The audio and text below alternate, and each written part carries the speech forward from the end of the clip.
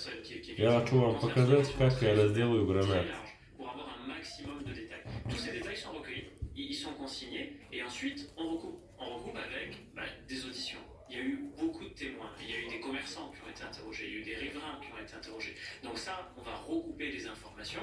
On regarde aussi les éléments techniques, la vidéoprotection, on regarde les bornages de téléphonie et ensuite il y a les prélèvements en police technique et scientifique. Tout ça fait beaucoup d'informations pour voir si les détails correspondent. Il y a un détail dont vous avez parlé, Jean-Baptiste, qui a beaucoup retenu notre attention, c'est cette camionnette verte. Alors, camionnette verte dont la victime ne dit pas quelle est la marque, ne dit pas quelle est la plaque numérologique, ne dit pas quel est le type, dit juste camionnette verte. Alors, vert, vous disiez, c'est une couleur qui n'est pas banale, c'est pas une camionnette blanche. Et donc, le simple fait que dans les auditions de témoins, aucun témoin ne reconnaisse avoir vu cette camionnette verte, bien ça déjà, ça interpelle. Et l'autre point qui interpelle aussi beaucoup les enquêteurs, c'était le mobile. Depuis le début, on se disait, mais au fond, dans cette affaire, quel est le mobile? Parce que c'est pas crapuleux, en clair, il n'y a pas de demande de rançon, c'est pas séquestration contre rançon, ça semble pas être un mobile sexuel, en tout cas, elle n'a pas parlé, à notre connaissance, de tentative de viol, et d'ailleurs, c'est pas contenu dans le chef d'ouverture d'enquête, ni l'enquête n'est requalifiée en ce sens, et c'est pas non plus, ça ne semble pas être criminel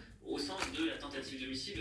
Et donc, au fond, pourquoi a-t-elle été séquestrée? Et ça, c'est vrai que ça interpelle beaucoup les enquêteurs. Enfin, si vous permettez un mot, il y a un dernier élément, c'est le signalement des ravisseurs.